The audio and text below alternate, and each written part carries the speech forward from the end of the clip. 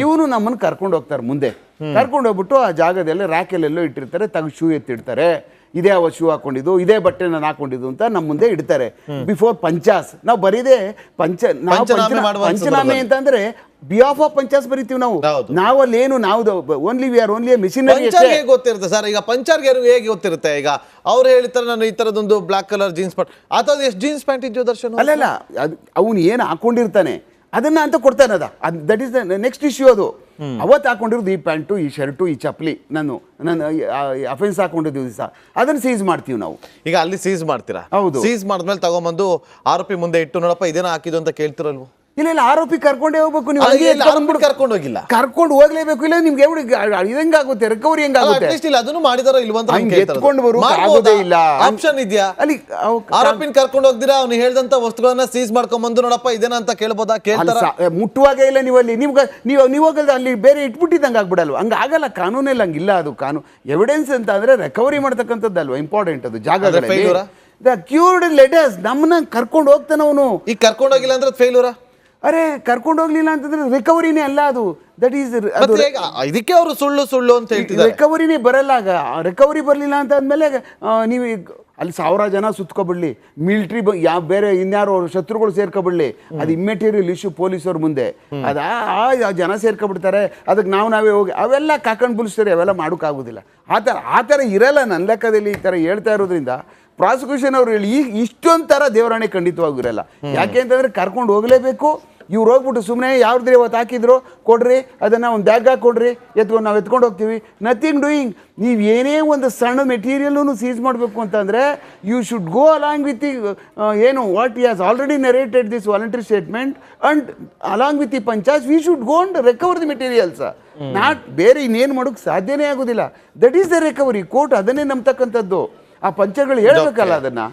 ಬರ್ತೀನಿ ಸರ್. ಈಗ ಬ್ರೇಕ್ನ ಸಮಯ. ಈಗ ನಮ್ಮೊಂದಿಗೆ ವಕೀಲರಾಗಿರುವಂಥ ಮಂಜುಳಾ ಮುನವಳ್ಳಿ ಅವರು ಕೂಡ ಜಾಯ್ನ್ ಆಗಿದ್ದಾರೆ. ಮೇಡಮ್ ಮಾತಾಡ್ತೀನಿ. ಒಂದು ಬ್ರೇಕ್ ಆದಮೇಲೆ ಚರ್ಚೆ ಮುಂದುವರಿಯುತ್ತೆ.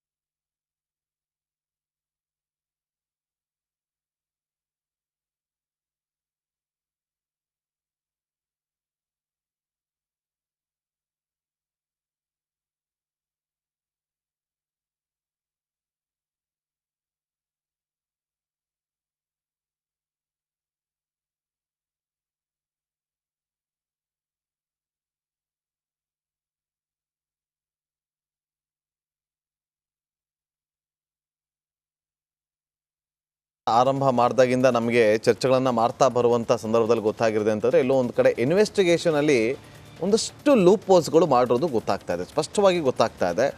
ಮಂಜುಳಾ ಮುನವಳ್ಳಿ ಅವರಿಗೆ ಪ್ರಶ್ನೆ ಮಾಡ್ತೀನಿ. ಈ ಮೇಡಮ್ ಸಿಗುತ್ತಾ ಬೇಲು? ಸರ್, ಚಾರ್ಜ್ ಶೀಟಲ್ಲಿರ್ತಕ್ಕಂಥ ಎಲ್ಲ ಲೋಪಗಳನ್ನ ನೋಡಿದ್ರೆ ಖಂಡಿತವಾಗಿ ಸಿಗುತ್ತೆ. ಲೋಪ ಇದೆ ಅಂತ ಖಂಡಿತವಾಗಿ ಸರ್ ಲೋಪ ಇದೆ. ಅವರ ಏನು ದರ್ಶನ್ ಅವರ ಸ್ವ ಇಚ್ಛಾ ಹೇಳಿಕೆಯಲ್ಲಿ ಹೇಳಿದ್ದಾರೆ. ಒಂದು ಮೊದಲನೇ ಪಾಯಿಂಟು, ನಾನು ಸಿ ವಿ ನಾಗೇಶ್ ಅವರ ಆರ್ಗ್ಯುಮೆಂಟ್ಸ್ನ ಇಲ್ಲಿ ಕೋಟ್ ಮಾಡೋದಾದರೆ, ಒಂದು ಕಡೆ ಅವ್ರು ಹೇಳಿದ್ದಾರೆ ನಾನು ಚಪ್ಪಲಿ ಹಾಕ್ಕೊಂಡಿದ್ದೆ ಅವತ್ತು ಅಂತ ಸ್ವ ಇಚ್ಛಾ ಹೇಳಿಕೆಯಲ್ಲಿ.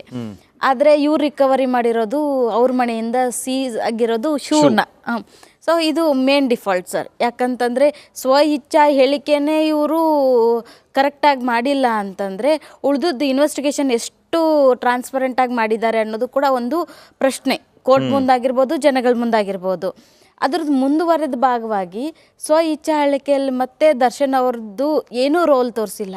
ಸಣ್ಣ ಪುಟ್ಟ ಅಫೆನ್ಸ್ಗಳಿಗೆ ತೋರಿಸುವಂಥ ರೋಲ್ಗಳನ್ನ ಸ್ವಇಚ್ಛೆ ಹೇಳಿಕೆಯಲ್ಲಿ ತೋರಿಸಿದ್ದಾರೆ. ಕಸ್ಟಡಿ 2 ದಿನ ತೊಗೊಂಡ್ರು ಸರ್ ಇವರು. ಆಲ್ಮೋಸ್ಟ್ 3 ವೀಕ್ಸಲ್ಲಿ ಮೊದಲನೇ ವಾರದಲ್ಲಿ 5 ದಿನ ತೊಗೊಂಡ್ರು, ಅದಾದಮೇಲೆ 6 ದಿನ ತೊಗೊಂಡ್ರು, ಅದಾದಮೇಲೆ ಇಷ್ಟು ದಿನ ಕಸ್ಟಡಿ ಇಟ್ಕೊಂಡು ಇವ್ರು ಏನು ಎನ್ಕ್ವೈರಿ ಮಾಡಿದ್ದಾರೆ ದರ್ಶನ್ ಅವ್ರನ್ನ, ಅಕ್ಯೂಸ್ಡ್ಗಳನ್ನ ಏನು ಎನ್ಕ್ವೈರಿ ಮಾಡಿದ್ದಾರೆ ಬಾಯ್ ಅಂತ. ಬಿಡ್ತಿರ್ಲಿಲ್ಲ, ಏನ್ ಕೇಳಿದ್ರು ನನಗೆ ಗೊತ್ತಿರ್ಲಿಲ್ಲ, ನಂದೇನು ತಪ್ಪಿಲ್ಲ ಅಂತ ಹೇಳ್ತಾ ಇದ್ರು. ಅವರಿಂದ ಬಾಯ್ ಬಿಡ್ಸಕ್ಕೆ ಅಷ್ಟು ದಿನ ಟೈಮ್ ತಗೊಂಡ್ರು ಅಂತ ಹೇಳ್ತಾರೆ. ಹೌದಲ್ವ ಸರ್. ಬಾಯಿ ಬಿಡಿಸಿದ ಆದಮೇಲೆ ಏನು ಹೇಳಿದ್ದಾರೆ ಸ್ವಇಚ್ಛಾ ಹೇಳಿಕೆಯಲ್ಲಿ? ನಾರ್ಮಲ್ ಆಗಿ ಇಡೀ ಚಾರ್ಜ್ ಶೀಟನ್ನು ನೋಡಿದ್ರೆ ಎಲ್ಲ ಅಕ್ಯೂಸ್ಡ್ಗಳದ್ದು ಮತ್ತು ಬೇರೆ ಸಾಕ್ಷ್ಯಾಧಾರಗಳ ಸ್ಟೇಟ್ಮೆಂಟ್ಗಳನ್ನ ನೋಡಿದ್ರೆ ಹೆಸರು, ವಯಸ್ಸು, ಅವ್ರ ಉದ್ಯೋಗ, ಇರ್ತಕ್ಕಂಥ ಸ್ಥಳ ಬಿಟ್ಟರೆ ಇರೋ ಫ್ಯಾಕ್ಟ್ಸ್ನ ಹಿಂದೆ ಮುಂದೆ ಮಾಡಿ ಹಾಕಿರ್ತಾರೆ. ಬೇರೆ ಏನು ಒಂದು ಸಿಂಗಲ್ ಲೈನ್ ಕೂಡ ಚೇಂಜಸ್ ಆಗಿರೋದಿಲ್ಲ. ನಿಮ್ಗೆ ಆಲ್ರೆಡಿ ಮಾಧ್ಯಮದವ್ರಿಗೆ ಚಾರ್ಜ್ ಶೀಟ್ ಸಿಕ್ಕಿದೆ, ಕೆಲವೊಂದು ಸ್ಟೇಟ್ಮೆಂಟ್ಗಳನ್ನ ನೀವು ಕೂಡ ವೆರಿಫೈ ಮಾಡಿರ್ಬೋದು. ಇದು ಕೂಡ ಒಂದು ಇನ್ವೆಸ್ಟಿಗೇಷನ್ ಲೂಪೋಲ್ ಅಂತ ಹೇಳ್ಬೋದು ಸರ್. ಅದಾದಮೇಲೆ ಶೂ ಮೇಲೆ ಇರ್ತಕ್ಕಂಥ ರಕ್ತದ ಕಲೆ. ಮೊದಲನೇದು ದರ್ಶನ್ ಅವರು ಸ್ವಇಚ್ಛಾ ಹೇಳಿಕೆಯಲ್ಲಿ ಹೇಳಿರೋ ಹಾಗೆ ತೀರೋದ್ಮೇಲೆ ನನಗೆ ಬಂದು ಇನ್ಫಾರ್ಮೇಷನ್ ಗೊತ್ತಾಯಿತು ಅಂತ. ಈಗ ಶೂ ಹಾಕಿಲ್ದೇ ಇರೋ ಶೂ ಮೇಲೆ ಇವರು ರಕ್ತದ ಕಲೆ ತಗೊಂಡು ಬಂದಿದ್ದಾರೆ ಹೇಗೆ ಅಂತ. ಇನ್ನೊಂದು, ಯಾರು ಡೆಡ್ ಬಾಡಿ ಸಿಕ್ಕಲ್ಲಿ ಅದಾದಮೇಲೆ ಪೋಸ್ಟ್ ಮಾರ್ಟಮ್ ಕಳಿಸೋದು ಕೂಡ ಲೇಟ್ ಮಾಡಿದ್ದಾರೆ. ಆಮೇಲೆ ಆ ಒಂದು ಏನು ಕೆರೆಯ ಭಾಗದಲ್ಲಿ ಸಿಕ್ಕಿರ್ತಕ್ಕಂಥ ಮೃತದೇಹದ ಮೇಲೆ ನಾಯಿಗಳೆಲ್ಲ ಕಚ್ಚಿರೋ ಕಲೆಗಳಿದೆ. ಅದನ್ನೇ ದರ್ಶನ್ ಮಾಡಿರೋ ಹಲ್ಲೆ ಅನ್ನೋದು ಹಲ್ಲೆ ಅಂತ ಹೇಳಿ ಪ್ರಾಸಿಕ್ಯೂಷನ್ ಪ್ರೂವ್ ಮಾಡಿದೆ. ಅದು FSL ರಿಪೋರ್ಟಲ್ಲಿ ಏನಿದೆ ಅನ್ನೋದು ಕೂಡ ನಾವು ನೋಡಬೇಕಾಗಿರ್ತಕ್ಕಂಥದ್ದು. ಪೋಸ್ಟ್ ಮಾರ್ಟಮ್ ರಿಪೋರ್ಟಲ್ಲಿ ಏನು ಬರಬೇಕಾಗಿರುತ್ತೆ ಅಂತ ನೋಡಬೇಕಾಗಿರ್ತಕ್ಕಂಥ ವಿಚಾರ. ಮತ್ತು ಈಗ ಆಲ್ರೆಡಿ ಚಾರ್ಜ್ ಶೀಟ್ ಫೈಲ್ ಆಯಿತು ಸರ್. ಆಮೇಲೆ ಐ ವಿಟ್ನೆಸ್ಗಳನ್ನ ಮೊದಲೇ ದಿನದಿಂದ ಮಾತಾಡ್ಕೊಂಡು ಬರ್ತಿರೋದಾದರೆ 3 ಜನ ಐ ವಿಟ್ನೆಸ್ಗಳು. ಒಬ್ಬರು ಝೊಮ್ಯಾಟೊ ಬಾಯಿ, ಆಮೇಲೆ ಅವನು ಝೊಮ್ಯಾಟೊ ಸ್ವಿಗ್ಗಿ ಬಾಯಿ, ಆಮೇಲೆ ಒಬ್ಬರು ಸೆಕ್ಯೂರಿಟಿ ಗಾರ್ಡು ಮತ್ತು ಸಡ್ನ ಸೆಕ್ಯೂರಿಟಿ. ಇವ್ರು 3 ಜನ ಮಾತ್ರ ಐ ವಿಟ್ನೆಸ್ಗಳು ಹೇಳಿದ್ದಾರೆ. ಐ ವಿಟ್ನೆಸ್ ಒಬ್ಬರು 164 ಸ್ಟೇಟ್ಮೆಂಟಲ್ಲಿ ಸೆಕ್ಯೂರಿಟಿ ಗಾರ್ಡ್ ಅವ್ರು ಕಾರ್ ಬಂದು ಹೋಗಿದೆ ಅಂತ ಹೇಳಿದ್ದಾರೆ, ದರ್ಶನ್ ಅವ್ರು ಇದ್ದಾರೆ ಅಂತ ಹೇಳಿಲ್ಲ ಕಾರಲ್ಲಿ. ಅಲ್ಲ, ಅವರು ಟಿಂಟೆಡ್ ಗ್ಲಾಸ್ ಹಾಕೊಂಡಿರ್ತಾರೆ, ಗೊತ್ತಾಗೋದಿಲ್ಲ, ಕಾಣಿಸೋದಿಲ್ಲ. ಅದೇ ಸರ್, ಕಾನೂನಿನ ಅಡಿಯಲ್ಲಿ ಅವ್ರು ಕರೆಕ್ಟಾಗಿ ಹೇಳಿದ್ರಲ್ಲ, ಕಾರ್ ಬಂದು ಹೋಗಿದೆ ಅಂತ ಹೇಳಿದ್ರು ಅಷ್ಟೇ. ಒಳಗಡೆ ಯಾರು ಕೂತೆ ಅಂತ ಇವ್ರೇನು ಇಟ್ಕೊಂಡು ಹೋಗ್ತಾರೆ? ಐ ವಿಟ್ನೆಸ್ ನೀವು ದರ್ಶನ್ ಅವರೇ ಕೊಂದಿದ್ದಾರೆ ಅಂತ ಹೇಗೆ ಹೇಳ್ತೀರಿ? ಒಳಗಡೆ ಇರ್ಬೋದು, ಇರ್ಲಿಕ್ಕಿಲ್ಲ, ಪ್ರಿಸಂಪ್ಷನ್ ಅದು ಕೋರ್ಟ್ ಮುಂದೆ. ದರ್ಶನ್ ಅವರೇ ಕೊಂದಿದ್ದಾರೆ ಅಂತ ನಾನು ಹೇಳಿಲ್ಲಲ್ಲ, ಹೇಳಿಲ್ಲ. 164 ಅಲ್ಲಿ ಹೇಳಿಲ್ಲ ಅವ್ರು ಕೊಂದಿದ್ದು. ಅಂದ್ರೆ ಇದು ಪ್ರಾಸಿಕ್ಯೂಷನ್ ಹೇಗೆ ಚಾರ್ಜ್ ಶೀಟ್ ಅಲ್ಲಿ ಫೇಲ್ ಮಾಡಿದೆ ಅನ್ನೋದನ್ನ ನಾನು ನಿಮಗೆ ಎಕ್ಸ್ಪ್ಲೇನ್ ಮಾಡ್ತಾ ಬರ್ತಿದ್ದೀನಿ ಸರ್.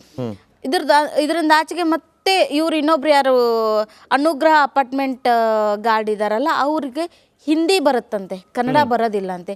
ಇವ್ರು ಕನ್ನಡದಲ್ಲಿ ಚಾರ್ಜ್ ಶೀಟ್ ಅಲ್ಲಿ ಅವ್ರದ್ದು 162 ಸ್ಟೇಟ್ಮೆಂಟ್ ಹಾಕಿ. ಒಂದು ನಿಮಿಷ ಸರ್, ಈ ಥರ ಆಗುತ್ತಾ? ಯಾಕಂದ್ರೆ ಯೂಶಲಿ ನೋಡಿ, ಈಗ ಅಲ್ಲಿ ಪ್ರಮುಖವಾಗಿ ಈಗ ಇದೊಂದು ವಿಚಾರ ಎದ್ದಿದೆ. UAP ಆ್ಯಕ್ಟ್ ಮತ್ತು ಒಂದು ಕೋಕಾ ಆ್ಯಕ್ಟ್ ಬಗ್ಗೆ ಮಾತಾಡಿದ್ರೆ ಆಮೇಲೆ ಪ್ರಶ್ನೆ ಮಾಡ್ತೀನಿ. ಈಗ ಅಲ್ಲಿ ಯಾರಾದರೂ ಒಂದು ಸ್ಟೇಟ್ಮೆಂಟನ್ನು ದಾಖಲು ಮಾಡಬೇಕಾದ್ರೆ ಅವರು ಏನು ಹೇಳ್ತಾರೋ ಅದು ಅದೇ ಭಾಷೆಯಲ್ಲಿ ದಾಖಲು ಮಾಡಬೇಕಾ, ಅಥವಾ ಅವ್ರು ಹೇಳಿದ್ದನ್ನು ಕನ್ನಡ ಟ್ರಾನ್ಸ್ಲೇಟ್ ಮಾಡಿ ಅದನ್ನು ದಾಖಲು ಮಾಡಬೇಕಾ? ಬೆಂಗಳೂರಿನಲ್ಲಿ ಇದೊಂದು ಚಾಲೆಂಜ್, ಬಿಗ್ಗೆಸ್ಟ್ ಚಾಲೆಂಜ್ ಇದು. ನಾವು ಕೇಸ್ಗಳು ಮಾಡುವಂಥ ಸಮಯದಲ್ಲಿ 50% ಲೋಕಲ್ ಲ್ಯಾಂಗ್ವೇಜ್ ಗೊತ್ತಿರದಿರ್ತಕ್ಕಂಥವ್ರು ಇರ್ತಾರೆ ನಮಗೆ.